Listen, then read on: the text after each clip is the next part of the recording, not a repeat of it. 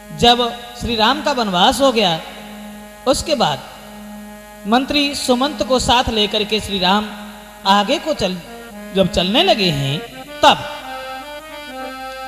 कि श्री राम लखन सीता मैया आज्ञा पितु की सिरधारी है।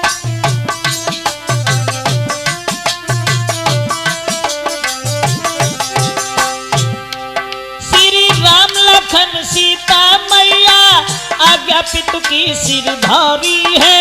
तपसी बनकर तीनों प्राणी वनवास की कीनी प्यारी है।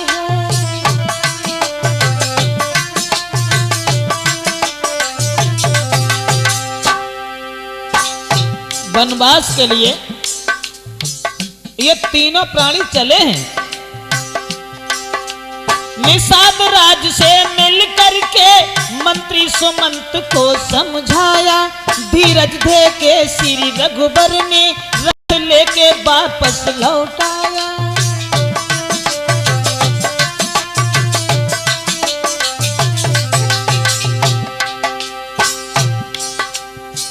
सुमंत मंत्री को वापस किया भगवान श्री राम ने और कहा कि भैया हमें तो वन में जाना है।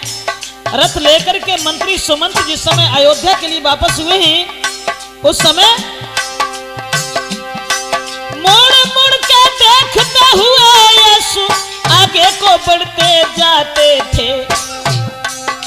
मंत्री सुमंत रोते रोते आंखों से अश्रु बहाते थे।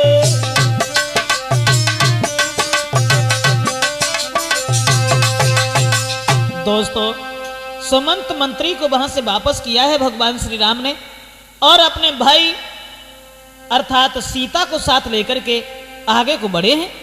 इधर सुमंत मंत्री तो चले आते हैं। भगवान श्री राम जब आगे बढ़े और इधर मंत्री मन में अति हैरान हुई लौटे अपने धाम। उतके बट के पास में पहुंच गए श्री राम। गंगा को पार करने हेतु केवट के पास पहुंच गए तो तुलसीदास ने ये लिखा कि मांगी नाव। भगवान श्री राम ने कि मांगी नाव न केवटुआना और कहिए तुम्हार मरम मही जाना।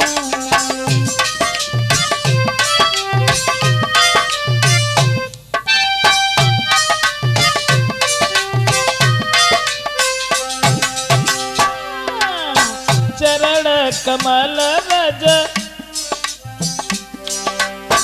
चरण कमल रज कहूँ सब कही।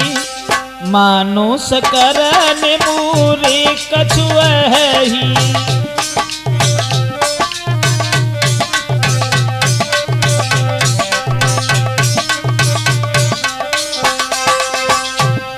तुलसीदास ने लिखा कि मांगी नाव न, यहां पर दो अर्थ हैं ऋषि के, कि मांगी नाव न केवटुआना, यानी भगवान श्री राम ने नाव नहीं मांगी। मांगी नाव न, नाव नहीं मांगी और केवट आना, केवट आ गया और कही तुम्हार मरम मह जाना, यानी नाव मांग भी नहीं पाई, उससे पहले ही केवट आ गया। दूसरा अर्थ कि मांगी नाव न, नाव नहीं मांगी भगवान श्री राम ने कि मांगी नाव न, नाव नहीं मांगी और केवट आना कही तुम्हार मरम मह जाना। नाव तो भगवान श्री राम ने नहीं मांगी, केवट आ गया, लेकिन बात उसमें यह भी थी कि मांगी नाव न केवट आना, यानी नाव मांगी लेकिन केवट नहीं आया। और कही तुम्हार मरम मह जाना, यानी नाव मांगी लेकिन केवट नहीं आया और कहने लगा महाराज हम तुम्हारे मर्म को बहुत दिन पहले से जानते, लेकिन सांची जहलला। अब हम तुम्हें साथ ही साथ ये भी बता दें कि केवट कौन था। ये केवट जो था कि सतयुग में केवट कछुआ था, जो क्षीर सिंधु में रहता था।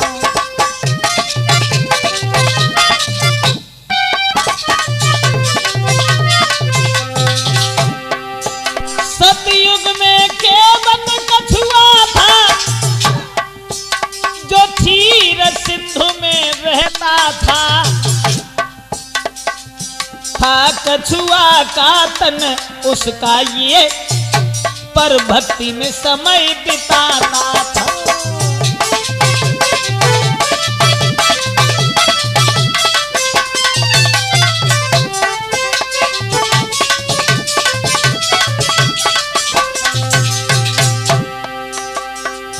पूर्व जन्म में केवट जो था कछुआ था, कछुआ क्षीर सागर में रहता था।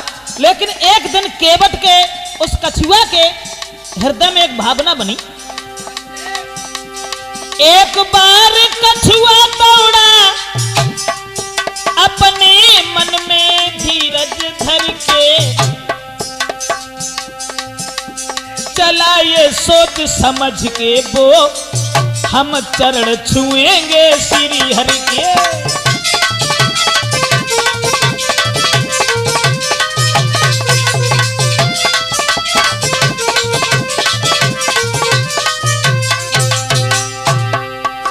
कछुआ तो जरूर था, लेकिन भगवान का भक्त था। तो एक दिन उसने यह सोचा कि हम चलें, भगवान विष्णु के चरण स्पर्श करें। चलने लगा। शेषनाग की सैया पर विष्णु भगवान सो रहे थे, लेकिन कछुआ जब शेषनाग के ऊपर चढ़ने लगा, पर शेषनाग ना पहुंच सके उस कछुआ के आचरणों तक। मारी फुसकार गिरा कछुआ ना पहुंच सका हरि चरणों तक।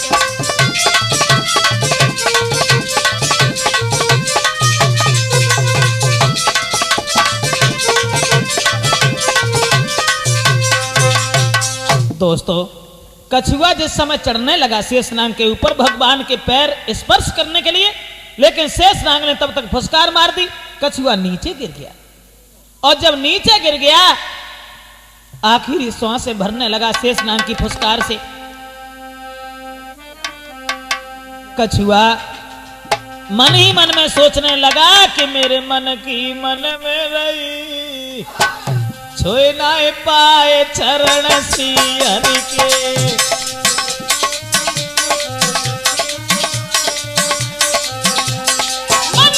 मन में रही, छोए ना पाए चरण श्री हरि के।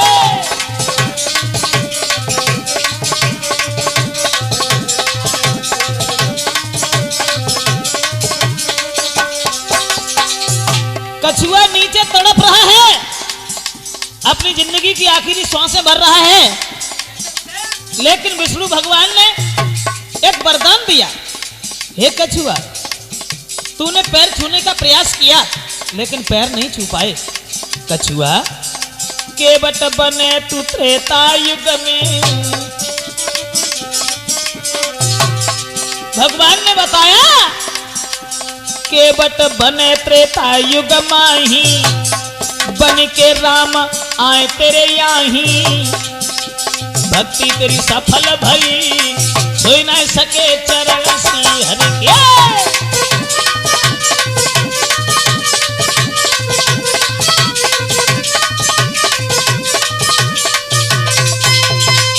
कि केवट ने जब ये कहा कि हम तुम्हारे मर्म को जानते हैं, कि मांगी नाम न केवटवाना, और कहिया तुम्हार मर्म मही जाना। जब केवट ने यह कहा कि हम तुम्हारे मर्म को बहुत दिन पहले से जानते, तो राम ने लक्ष्मण से कही, भैया लक्ष्मण, केवट क्या कह रहा है कि हम तुम्हारे मर्म को जानते हैं, और हमारे मर्म को तो आज दिन तक काऊ ने जान ही नहीं पाओ।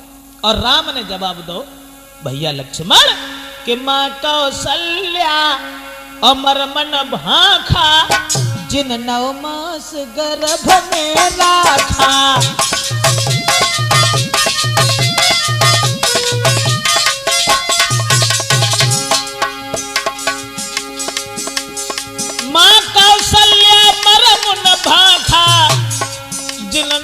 मास गर्भ में लाखा दिन 9 मास।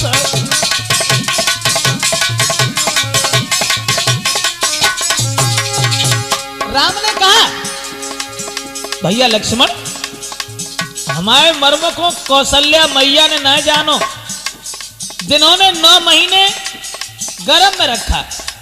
छोड़ो, दशरथ पिता मरम जो पौते, प्रणत जी मोई बन कौन पठौते, प्रणत जी मोई बन।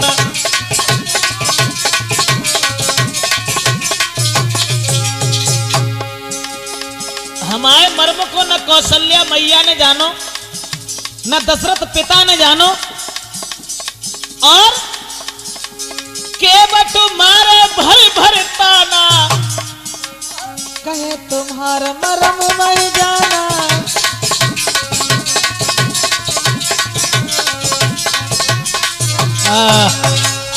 राम ने लक्ष्मण से इशारा किया, लक्ष्मण भैया हमारे मर्म को आज दिल काउन ना जानो, न कौशल्या मैया ने, न दशरथ पिता ने, अरे जनक ने भी नहीं जाना। और जो केवट जो कह रहे हो कि हम तुम्हारे मर्म को जानते हैं, कैसे जानते हो भाई तुम? तो केवट बोलो महाराज कान खोले के पहले एक बात सुन ले, हम नाव पर चढ़न ना दी। क्यों? बात यह है ना कि पहले तुम्हारे पाए धोए हैं और बाद में फेर कधा बैठे हैं, और ताके बाद नाव ले जाए हैं। जो तुम जामे करो बहाना, तो मांगी नावन के बटवाना। यानी पहले हम तुम्हारे पैर धोएंगे और उसके बाद तुम्हें हम नाव पर चढ़ने देंगे। एक बात समझ में नहीं आई क्या कि तुम हमारे पैर क्यों धोगे? तो केवट बोला कि सुनता हूं मैं ये जादू है राजा जी के पद पंकज में।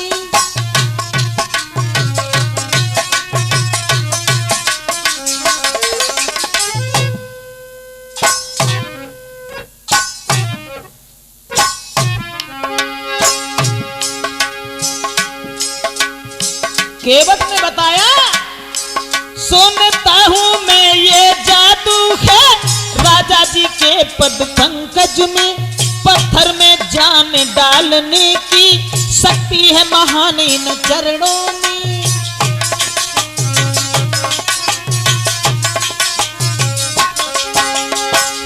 बात यह है भगवान, तुम्हारा चरणों की रज, तुम्हारे चरणों की धूल जिस किसी के ऊपर पड़ जाती है वो स्त्री बन जाती है, इसलिए हम पैर धोएंगे। बन गई शिला सुंदर नारी,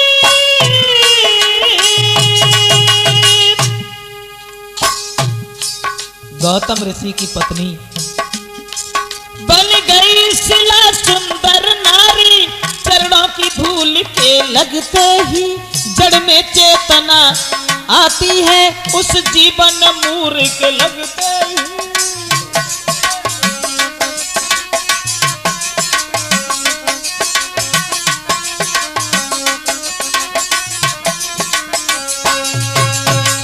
और कोई बात नहीं, केवल बात यह है महाराज गौतम ऋषि की अहिल्या नारी, और छुअत शिला वो बन गई नारी, और जाहे काठ की नाव हमारी, और जो कऊ नाव से बन गई नारी, तो आफत में जाने हमारी। केवट ने ये कहा कि तुम्हारे चरणों की धूल ऐसी है जिस किसी के ऊपर पड़ जाती है वो स्त्री बन जाती है। इस बात की हमें शंका है, बहुत बड़ी शंका है, इसलिए हम पैर धोएंगे जरूर, बगैर पैर धोए आपको चढ़ने नहीं देंगे। इतनी बात कह के अब केवट जो है तो उसको खोई गोलला, और केवट मन में सोचने लगो, अब राम से तो बात करे वो बंद कर दई, और केवट ने मन में सोची कि परमात्मा काजे बेई राम है, बेई विष्णु के अवतारी हैं, जो बल के द्वार पे गए हते तो इनने 3 कदम में तीनों लोगों को ना पिला हुआ। सोचन लगो केवट मन ही मन में, अरे क्या ये बही विष्णु अवतार। सोचने लगा केवट, अरे क्या ये बही विष्णु अवतारी जो बल के द्वारे पे आए। और 3 कदम पृथ्वी नापन को हर ले चरण बढ़ाए।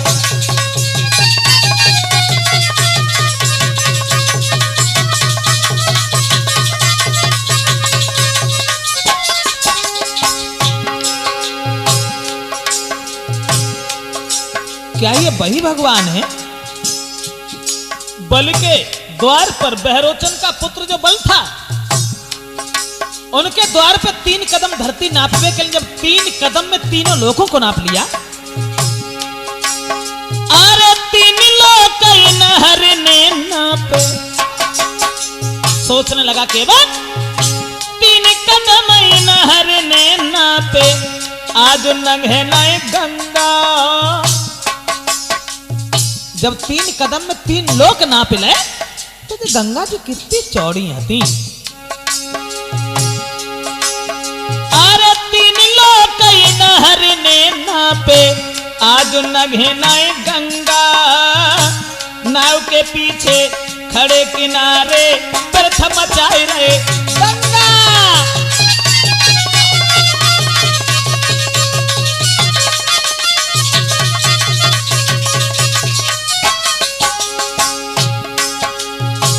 केवट सोचने लगा कि जब 3 कदम में 3 लोग नाप लिए तो ये गंगा जी कितनी चौड़ी थी।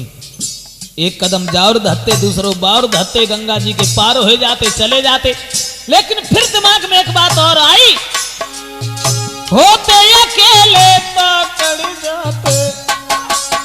अरे होते अकेले पकड़ जाते, पर संग में सीता नारी। केवट सोचने लगा, अरे होते अकेले तो कड़ जाते, पर संग में सीता नारी। कैसे उतरे पार संग में भ्राता से सया बताली।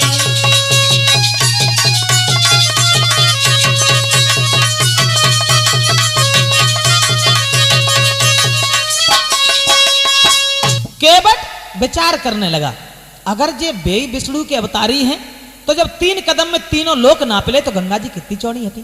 फिर जो सोची, अकेले होते तो उतर ही जाते, अब सीता जी संग में है, लक्ष्मण साथ में है। अब मुश्किल इस बात की है कि अगर सीता जी को पार उतारें तो कैसे उतारें। फिर बाने मन में एक बात और सोची केवट ने कि सीता को गोदी ले लेते।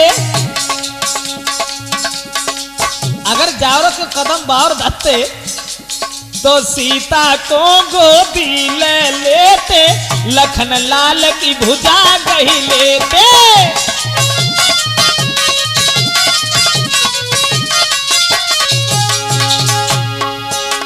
श्री गंगा को पार कर जाते, काहे को हमसे नाम मंगाते, काहे को हमसे।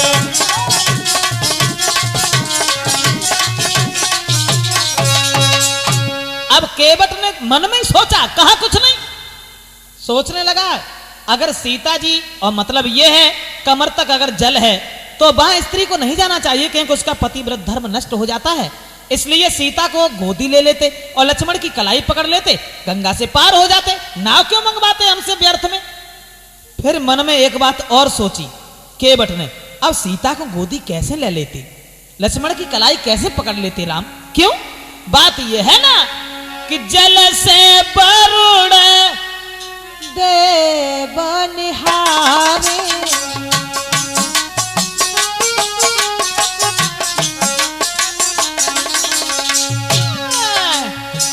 जल से वरुण देव निहारे, ऊपर सूरज तपई करारे।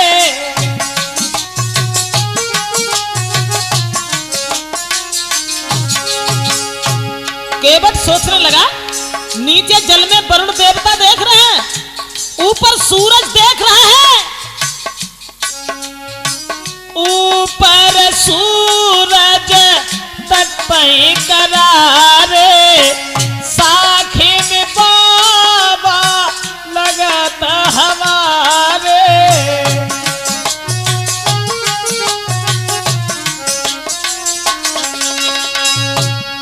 सोचने लगा, अब सीता को गोदी तो ले लेते, लेकिन नीचे वरुण देवता देख रहे हैं, ऊपर सूर्य देख रहे हैं, भला ऐसे में लाज कौन त्याग देगा, कौन अपनी अर्धांगिनी को गोद लेगा, इसलिए ये हमसे नाव मंगवा रहे। फिर एक बात और भी थी ऋषिदेव, ये नाव क्या थी? नाव का भी उद्धार होना था। नाव क्या थी? केवट तो कछुआ था पूर्व जन्म में, और नाव क्या थी? केवट को पता था कि ये नाव जो है ये चित्रकेतु नाम के गंधर्व की है। उसमें बात ये थी, केवट ने सोचा कि जतरिबे को है नाव जो कि चित्रकेतु गंधर्व की है, तरिबे को है नाव।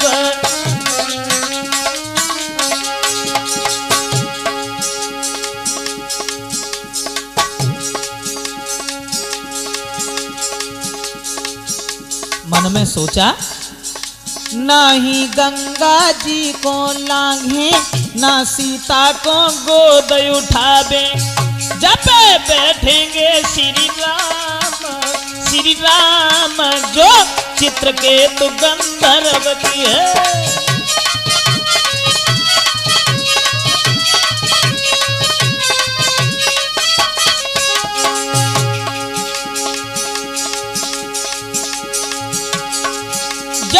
तरिबे को नाव हो नाव जो चित्रकेतु गंधर्व की है।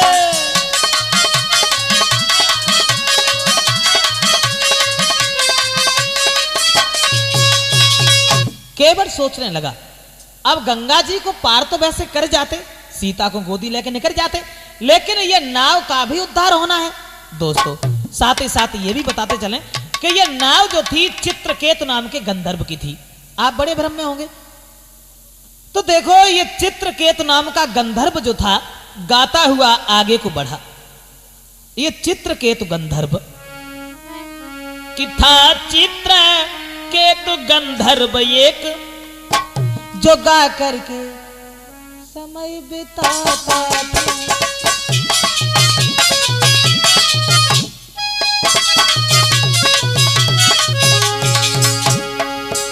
ये कहानी है ये त्रेता की जो सबकी प्रशंसा गाता था।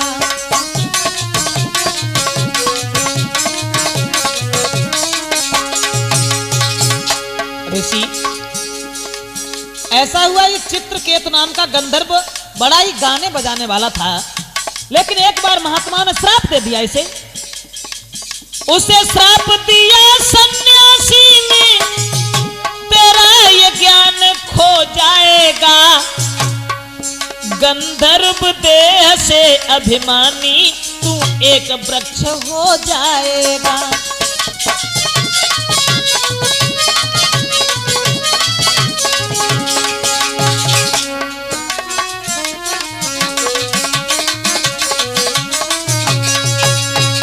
किसी कारणवश महात्मा ने श्राप दे दिया और ये कहा कि चित्रकेतु तुझे अपने ऊपर अभिमान है, घमंड है, मैं तुझे श्राप देता हूं कि तू वृक्ष बन जाएगा। और जब ये कहा कि वृक्ष बन जाएगा तो चित्रकेतु रोने लगा और कहने लगा कि महाराज जब मैं वृक्ष बन जाऊंगा भला मेरा उद्धार कैसे होगा। तो महात्मा ने कहा कि उद्धार तुम्हारा तब होगा चित्रकेतु, त्रेता युग में केवट तेरे वृक्ष को कटाइए।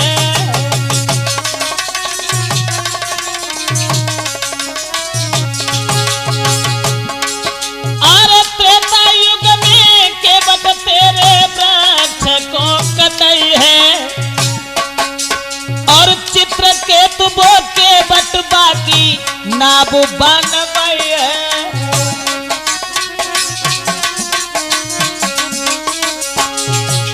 महात्मा ने कहा त्रेता युग में केवट तेरे वृक्ष को कटाने के बाद में नाव बनवाएगा,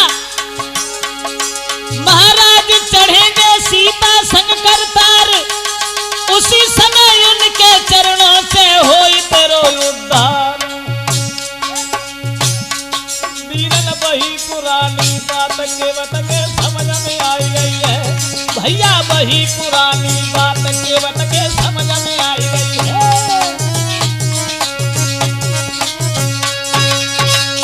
अब तो दोस्तों केवट ने समझ लिया कि नाव का भी उद्धार होना है। सन्यासी ने यह कहा था केवट तेरे वृक्ष को कटवाने के बाद में नाव बनवाएगा, और जब भगवान श्री राम अर्धांगिनी सीता को साथ लेके तेरे ऊपर से निकल के जाएंगे उस नाव में बैठ करके, तब तेरा कल्याण होगा।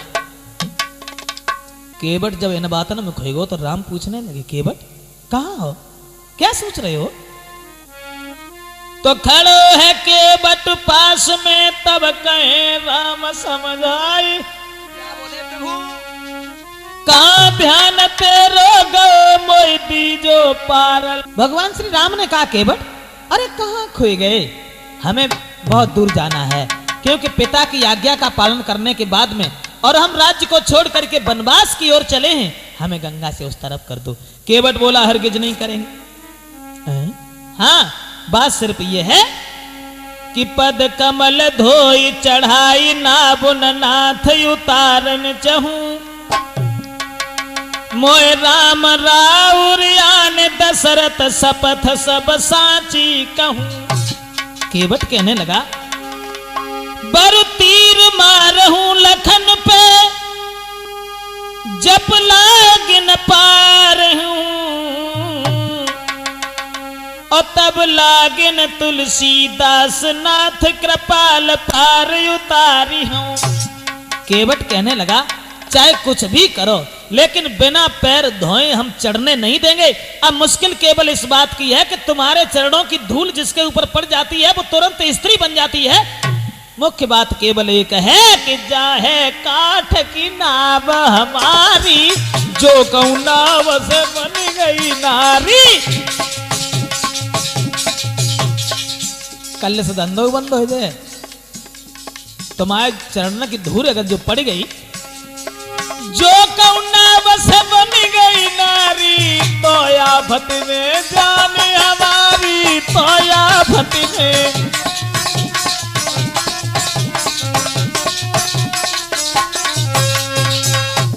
अगर पत्थर से स्त्री बन सकती है तो जो नाव कितनी देर के लिए है?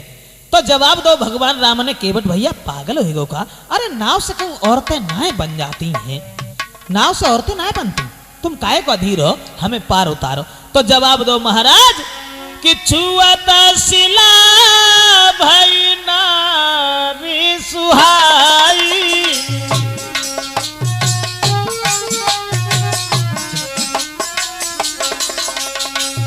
केवट कहने लगा, प्रभु छुअत शिला भई नारी सुहाई, छुअत शिला भई नारी सुहाई, छुअत शिला भई नारी सुहाई, कि छुअत शिला भई नारी सुहाई, पहनते न काठ कठिनाई।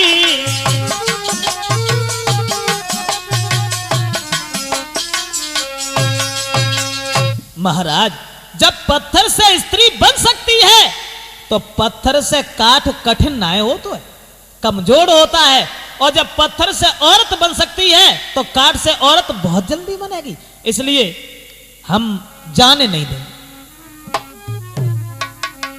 तो राम ने एक बात कही, केवट भैया देखो पहली बात तो जय कि नाव से औरतें नहीं बनती हैं, और औरत अगर बनियो गई तो भला कौन सी तकलीफ है। हाँ, अगर नाव से औरत बनी गई तो पहले नारी ये नहीं बने, और बन जाए तो क्या है रानी।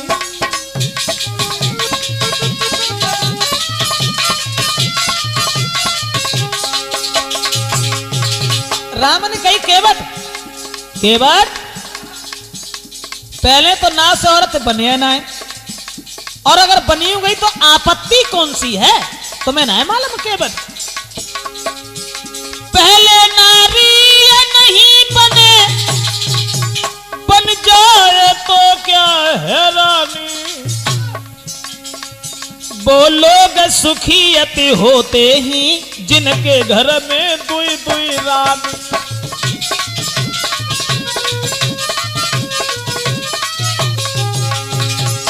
केवट वे लोग बड़े भाग्यशाली होते हैं जिनके घर में 2 औरतें होती है। राम ने कही अगर नाव से औरत बन गई तो तुम्हारी सब आपत्ति कट जाए। केवट तुम्हें ना मालूम, जो नाव से नारी बन भी गई तो तेरी आफत कट जाएगी। कैसी? और एक करे सेवा तेरी, एक भोजन लेके आवेगी।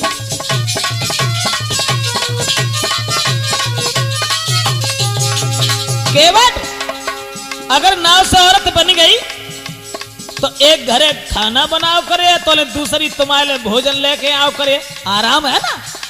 दूसरी बात एक और है केवट, एक दबावे पाँव तेरे दूसरी विशीष दबाएगी। आराम दिलाए जीवन में जिंदगी स्वर्ग दिखाएगी।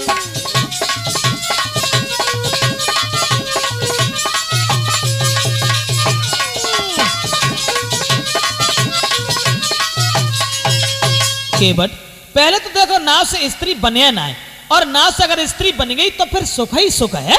क्योंकि घर में अगर 2 औरतें हैं, एक कचू करे एक पाए दाबे तो एक सर दाबे, है ना। हाँ आराम ही आराम है।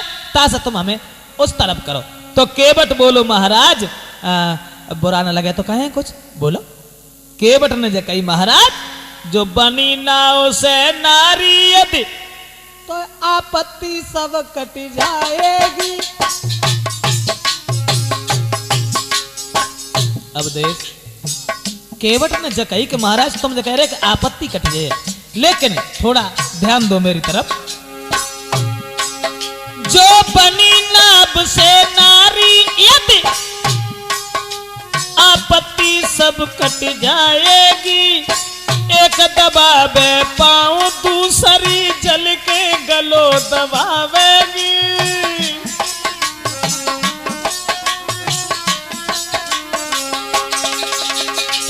बात जो है ना, आप कह रहे हैं कि आराम हो जाएगा ना, चैन से रोटी मिले प्रभु हर पल वो कलह बढ़ाएगी।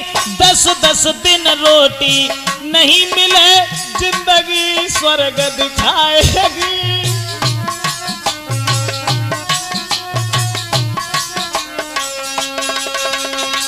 केवट ने कही महाराज तुम जो कह रहे कि 2 औरतें अगर होगी तो एक पाए दबाई है एक मूड दबाई है, लेकिन हाँ पाए एक दबाई है तो दूसरी मूड ना दबाई है, गलो दबाई है। तासे 2 औरतें ने मानो कभाऊ सुख से रोटी ना मिली। राम बोले एक बात बताओ केवट, 2 औरतें भाई कौन से दुखी हुई गए, सो तुम ही दुखी हो जाओ। तो केवट ने कही महाराज हम एक ना है 10-20 ऐसे बता दिए कि 2 औरतें बालन को कभी रोटी तक नहीं मिली। हाँ राम ने जकई ऐसे करो तुम 10-20 ना है, तुम हमें 2 ही बताओ कि 2 औरतें मानो किन्हें रोटी ना मिली। तो केवट ने कही महाराज ध्यान दो हमारी ओर, हम बताएं तुम्हें 2 औरतें भाई कितने दुखी रहे कि उत्तान पाद के 2 थी रानी सुरत सुनी तय वेद बखानी।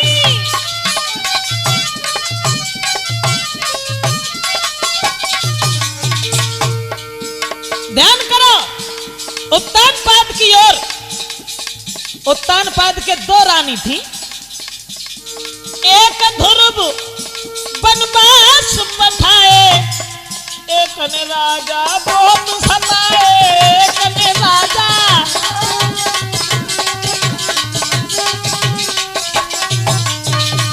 महाराज। उत्तान पाद के 2 रानियां थी, सुना होगा उनके बारे में, कबहू कल कुशल उन्हें रोटी ना मिले। राम बोले हाँ जतो बात तुम्हारी में साची मालूम पत्ते। अच्छा एक बात बताओ जाके अलावा और कोई प्रमाण है तुम्हारे पास? केवट बोलो महाराज बुरो न मानो तो कहें। हाँ बोलो महाराज कि कहे तो राम और मोय डर लगे भारी, तुम्हारे नाथ 3 महातारी, तुम्हारे नाथ 3 महातारी।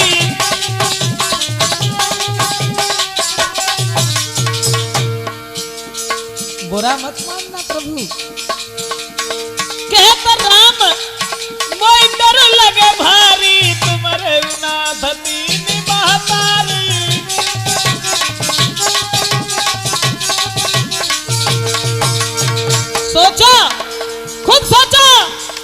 दशरथ नए ब्याहु रचोते, तो तुमको नए बनक पठाते।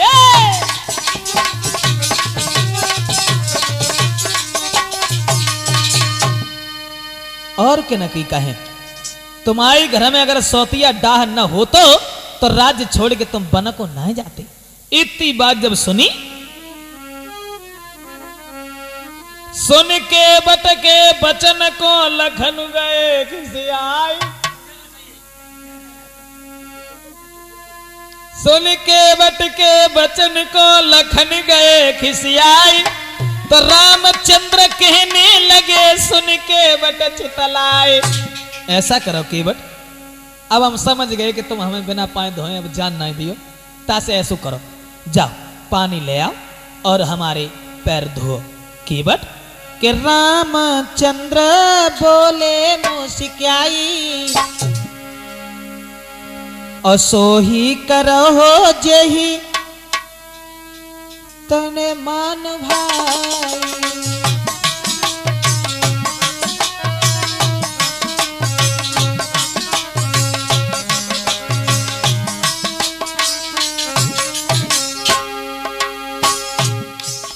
ऋषिदेव, असमंजस की बात है, जब राम के पाए हते ना फिर वे चलता कैसे हते, और फिर हम लोग पहुंच कैसे गए। बात जाती कि राम के पैर तो थे लेकिन राम के पैर नहीं थे। कारण था ये, राम की जब शादी नहीं हुई थी उससे पहले तो पैरों की सेवा लक्ष्मण किया करते थे, और शादी हुई कि जब आई सीता जी के साथ में तो राम के पैरों की सेवा सीता जी करने पहुंच गई। लक्ष्मण ने कहा कि बस भाभी हमसे यही नहीं होगा, ये राम के चरणों की सेवा तो हम तुम्हें दे नहीं पाएंगे। विवाद बढ़ता चला गया, फैसला अदालत में पहुंच गया। कहां? गुरु वशिष्ठ के पास। और जब वशिष्ठ के पास पहुंच गया तो वशिष्ठ ने फैसला किया कि देखो, एक पैर की सेवा सीता करेंगी और दूसरे पैर की सेवा लक्ष्मण करेंगे। तो एक पैर लक्ष्मण का था, एक सीता का था, राम के पैर नहीं थे। दोस्तों अब वहीं आ जाइए, जब मजबूर हो गए तो लक्ष्मण और सीता की ओर देखा और कहा कि अगर लक्ष्मण और सीता कह दें तो पैर धो लो, लेकिन उन्होंने नहीं कहा। तब भगवान श्री राम ने रामचंद्र बोले मुस्कियाई, सोई करहु जेही ना बन जाई।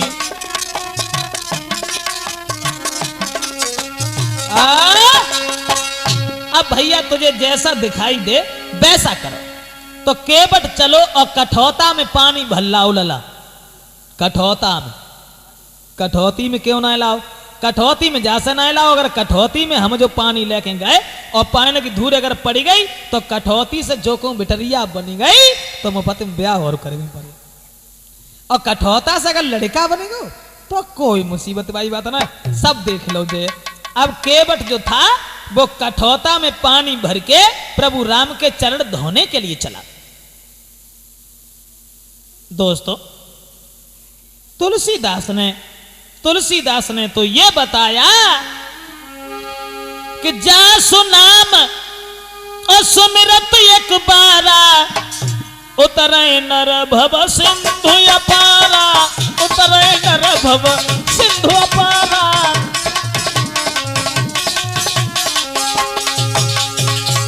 प्रभु का एक बार नाम स्मरण करने से संसार से आना जाना छूट जाता है। सोई कृपालु के बतही निहोरा, जय जग किए त्यों, जय जग किए त्यों पदम थोड़ा, जय जग किए त्यों।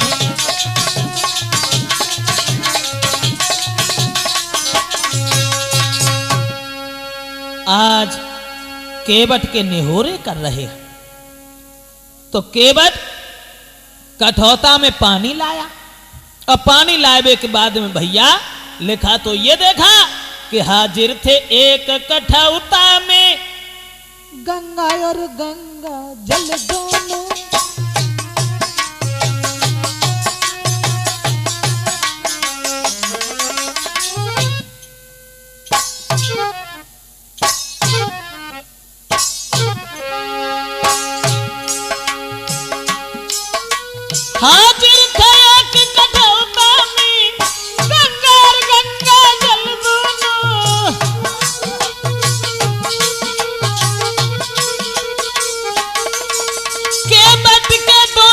हाथों में थे कोमल चरण कमल दोनों। कठोता में भगवान श्री राम खड़े हैं और केवट चरण धोने लगा। थे चरण अनेक तपस्या कर, ऋषि देव वो ही चरण थे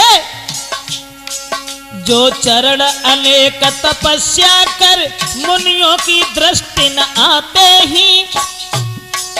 क्या दृश्य है वो केवट द्वारा गंगा पर धोए जाते ही।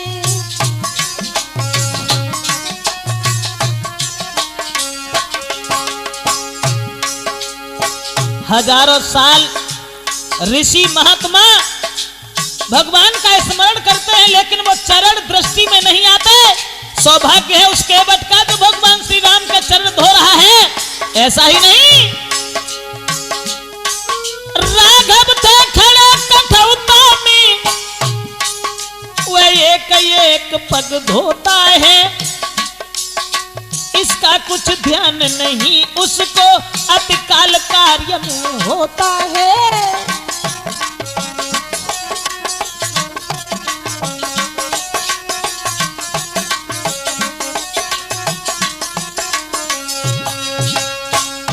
केवट भगवान श्री राम के चरण धोने लगा कठौता में पानी करने के बाद। अब उसे यही ध्यान नहीं रहा कि हमें कितनी देर हो गई, कितनी देर हो गई। तो प्रभु बोले समझो जरा समय हो रहा नष्ट। केवट एक पांव हम खड़े ही इसका भी है कष्ट, इसलिए बहुत जल्दी करो, हमें वन में पहुंचना है। पिता की आज्ञा को सरोधारण करने के बाद में हम राज्य छोड़ करके जंगल की ओर बढ़े हैं, इसलिए भैया केवट इस प्रकार जब कर चुका और नाविक निज उद्धार, तब तीनों को नाव पर उसने किया सवार। चरण धोने के बाद और सब अपने परिवारी जनों को बुला करके सबने चरणामृत लिया है। केवट ने अपना उद्धार किया है। जिन चरणों की चाहत में, जिन चरणों की दर्शन करने के लिए, जिन चरणों को छूने के लिए प्राणी हर समय तपस्या किया करता है, भगवान का भजन कीर्तन गुणगान किया करता है, आज वही चरण सौभाग्य है उस केवट का। चरण धोने के बाद सबने चरणामृत लिया, उसके बाद नाव पर सवार किया भगवान श्री राम, शेषावतारी लक्ष्मण, अर्धांगिनी सीता को।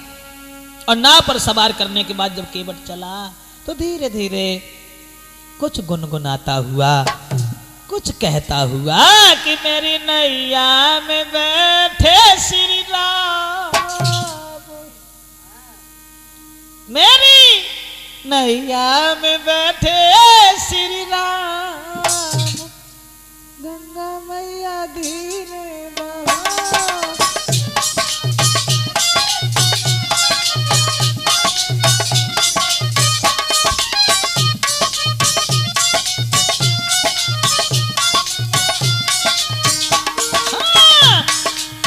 धीरे बहो मेरी मात गंगा मैया धीरे बहो री मेरी नैया में बैठे श्री राम।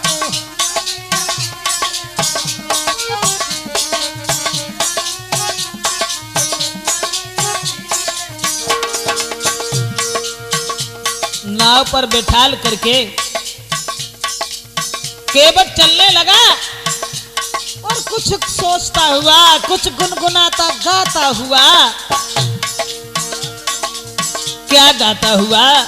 सोच रहा है आज बड़े सौभाग्य हमारे, आज बड़े सौभाग्य हमारे,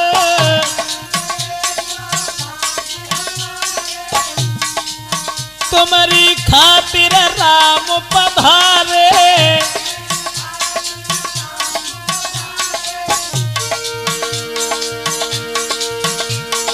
मेरे सिद्ध भय सब काम, गंगा मैया धीरे बहो दी मेरी नैया में।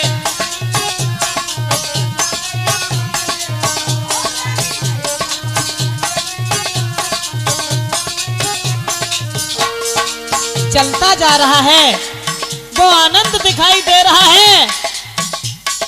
मानो मानो क्या जब भगवान ही उसकी नाव पर सवार हैं, सोच रहा है कि गंगा के प्रभु राम के दर्शन हमें हो गए। सुन मेरी गंगा महारानी,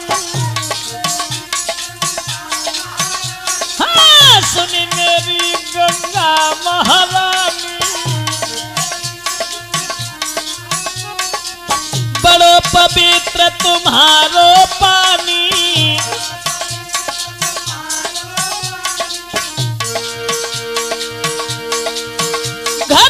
बैठे आई गए राम, गंगा मैया धीरे बहोदी मेरी नैया में।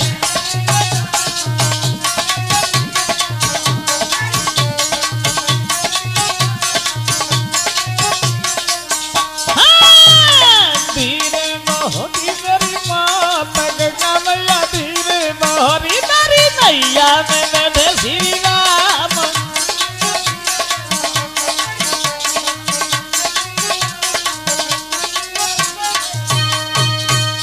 केवट तो कहता हुआ चल रहा था, लेकिन उसी समय अब गंगा ने भी दर्शन करने चाहे प्रभु राम के, तो कि जी भर कर दर्शन करने को प्रभु राम के, और जी भर कर दर्शन करने को धारा ठहराई गंगा ने।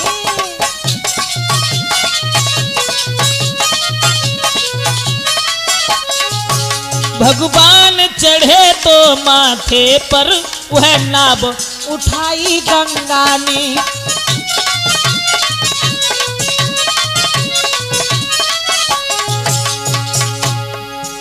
लेकिन लला ऋषि वो नाव, आहा नाव की क्या किस्मत थी। चलती थी राजबधू सी वो नाव, चलती थी राजबधू सी वह, बिछ रहा बिछोना जल का है। प्रभु बन भर का भार, मगर वह भार कमल से हल्का है।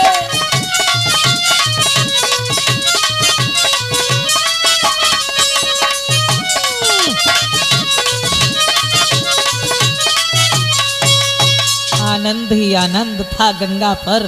केवट श्री राम को पार उतारने के लिए जब चला है, गंगा भी श्री राम के दर्शन करने के लिए ठहर जाती हैं। दोस्तों अब गंगा अकेली नहीं, कवि ने तो ये लिखा कि सूर्य दर्शन करने के लिए भगवान श्री राम के, और जिस समय ऊपर को चढ़ जाता है, लेकिन सूर्य से पहले बादल भी प्रभु राम के दर्शन करने के लिए उमड़ने लगे। तब सूर्य ने बादलों से कहा कि सूर्य ने कहा बादलों से, ये छवि हमको भी रखने दो।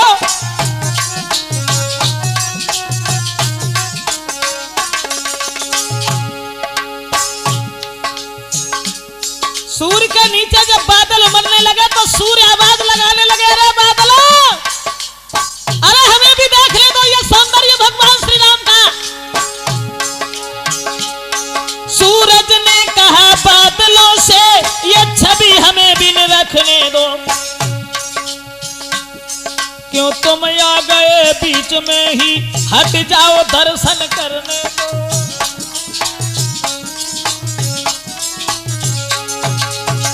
सूरज ने कहा बादलों से, अरे बादलों इधर उधर हट जाओ, देखने दो भगवान श्री राम को। बादल चिल्ला करके बोले, अरे सूर्य, उत्तर में बादल गरज उठे,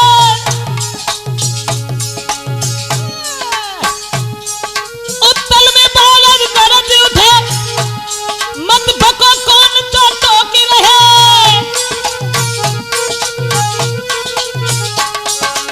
बादल बोले, उत्तर में बादल गरज उठे, मत भको कौन हो टोकी रहे।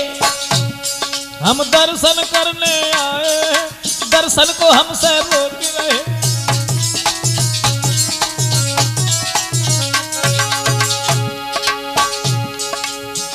सूर्य में और बादलों में कलह शुरू हो गई। सूर्य कहने लगा बादल हट जाओ, देख ले दो श्री राम को। बादल कहने लगे हम बहुत दूर से आए हैं राम के दर्शन करने के लिए।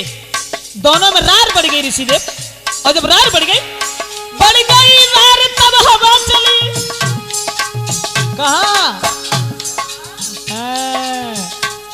बढ़ गई रार तब हवा चली, दोनों का बीच बिचाव किया। थोड़ा थोड़ा मौका देकर दोनों का पूरा चाव किया। थोड़ा थोड़ा मौका देकर दोनों का पूरा चाव किया।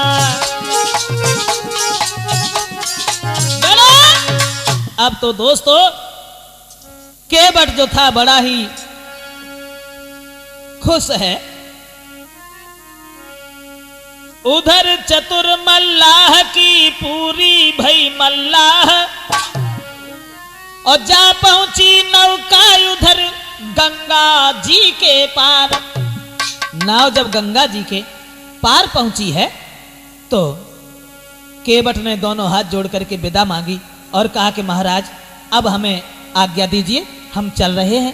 तो केवट को जाते हुए देख करके अब राम के हृदय में एक भावना बनी कि केवट को हम उतराई में क्या दें, मेरे पास तो कुछ है ही नहीं। वन की ओर जा रहे हैं, उसी समय पियहिया की सिया जानन हारी।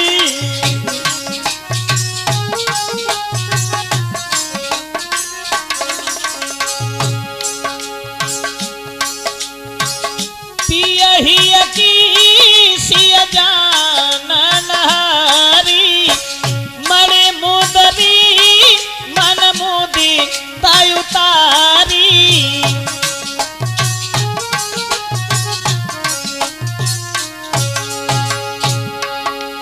कहीं कृपाल तुम ले उतराई, कहीं कृपाल तुम ले उतराई, कहीं कृपाल तुम ले उतराई। कहीं कृपाल तुम ले उतराई, के बट चरण गहे आकुलाई।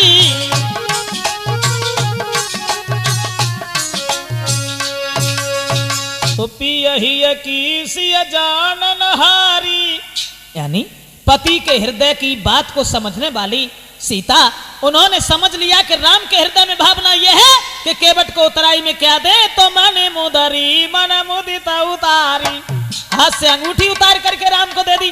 राम ने केवट को दी और कहा कि भैया अपनी उतराई ले ले। तो केवट कहने लगा प्रभु माफ करना, मल्ला मल्लाह से कब हम उतराई ना ले, हम कैसे उतराई ले ले।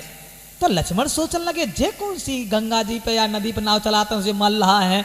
तो केवट ने कहा शंका न करो लक्ष्मण, हमने तो गंगा जी से पार किया इन्हें, लेकिन ये प्राणी को भवसागर से पार करते हैं। प्रभु जब हम तुम्हारे दरबार में आ जाएं तो हमसे उतराई मत लेना, हमें पार लगा देना। और अगर उतराई देनी है तो अभी नहीं, 14 साल के बाद जब वनवास से घर की ओर जाओ तब आपकी जो मर्जी हो वो देके चले जाना। अब केवट ने दोबारा फिर बुलाने का इंतजाम कर लिया। इस तरह से दोस्तों भगवान श्री राम केवट का उद्धार करने के बाद में अर्धांगिनी सीता लक्ष्मण को लेकर के चित्रकूट की ओर बढ़ते हैं। क्षमा करें, राजपूत कैसेट में यह प्रोग्राम जो हमने आप तक पहुंचाया केवट संवाद के नाम से, आशा है आगे रामायण के प्रोग्राम हम और भी आप तक पहुंचाएंगे राजपूत कैसेट में कि सीताराम सीताराम सीताराम।